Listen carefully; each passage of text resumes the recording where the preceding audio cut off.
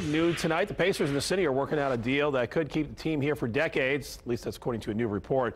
Wish TV's Tim McNicholas is live outside Bankers Life Fieldhouse. And Tim, tell us about this report. Well, that new report says that the Pacers are discussing a potential long-term deal with the city, the state, and the Capital Improvement Board. The story comes from Abdul Hakim Shabazz. He's the editor of IndyPolitics.org. He's also a radio host with our partners over at WIBC. Now, one option on the table here could keep the Pacers here for 20 years, but it would come at a price to the city. From Bankers Life to the bike share, the city is decked out in blue and gold. Go Pacers.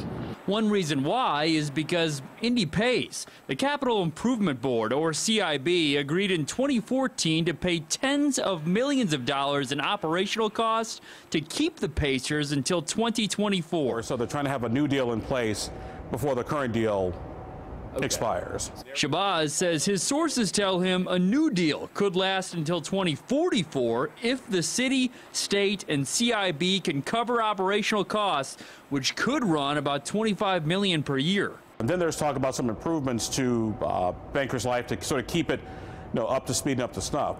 So the question is, how would the city, state, and CIB pay for all that? Shabazz says they could tap into dollars from food and beverage taxes, hotel and rental car taxes, or a downtown tax increment financing district. Well, there are a number of different ways to do it.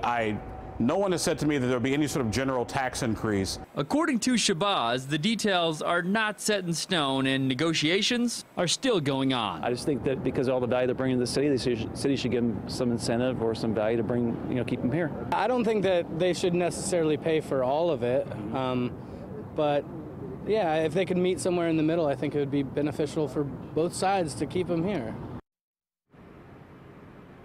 And Shabazz told me he expects there to be a more concrete plan in place in the spring. He says this deal could require some legislative action at the State House. We reached out to the city, the state, and the CIB and the Pacers. We have not heard back.